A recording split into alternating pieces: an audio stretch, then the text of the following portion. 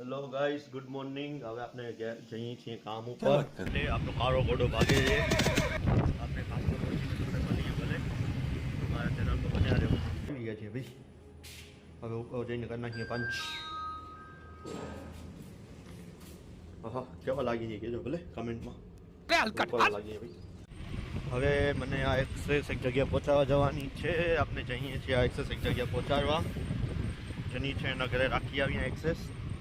એ કામ મળ્યું જ ઓફિસ ભાઈ. હવે આ એક્સેસ પહોંચાડવાનું ભાઈ પહોંચાડીને આપણે પાછા આવી ગયા છીએ ઓફિસે. હવે ઓફિસ પાછા હવે આપણે અહીંયા સાઈડ ઉપર એક્સેસ રાખીને આપણે આવી ગયા છીએ.